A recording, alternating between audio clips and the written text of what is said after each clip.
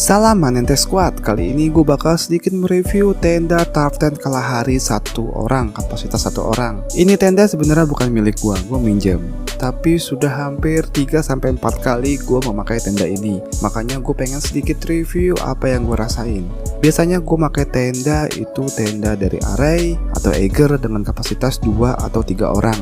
Memang tenda satu person ini ada sedikit memiliki kekurangan. Yang pertama, kalau kita masuk tenda, kita akan merasa sedikit kesepian karena tidak mempunyai teman sama sekali untuk ngobrol. Beda halnya kalau kita tidur di tenda yang isinya 2-3 orang. Nah, itu asik tuh buat ngobrol-ngobrol sambil ngerokok, sambil masak-masak, kita ngobrol-ngobrol ngalor ngidul. Tapi kali ini gue bakal sedikit mereview tentang kelebihan dan sedikit kekurangan dari tenda tarp tent ini. Yang pertama, kelebihannya, tenda ini yang pasti enteng banget. Kalian seperti tidak membawa apa-apa. Gue kurang tahu pasti berapa beratnya, tapi bener-bener enteng. Dan packingnya juga kecil, jadi tidak memakan banyak tempat di dalam tas. Hanya membutuhkan satu trekking pole di tengah-tengah sebagai penopang untuk tenda tersebut.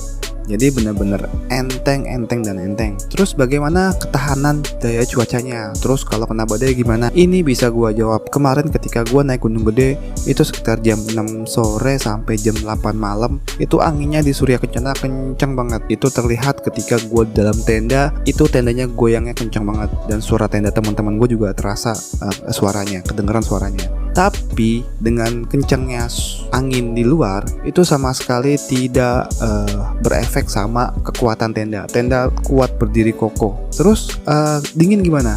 Kena dingin nggak? Biasanya untuk orang yang memakai tarp tent seperti ini itu sudah dilengkapi dengan SB yang juga tebal dalam arti bisa menahan kedinginan hawa dingin di luar. Jadi saat itu gue memakai SB Bulang yang katanya kalau dari tulisannya bisa menahan sampai minus 5 derajat. Jadi ketika gue ada di dalam tenda tarp tent, gue sama sekali nggak merasa kedinginan. Cuma ada satu hal yang gue notice di sini.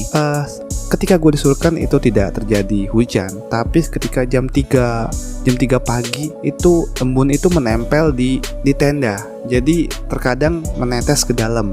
Nah, mungkin solusinya kalian bisa membeli semprotan semprotan supaya air tidak menempel. Itu aja sih ya. Jadi dari harga memang cukup mahal apabila kalian bandingkan dengan tenda-tenda pada umumnya.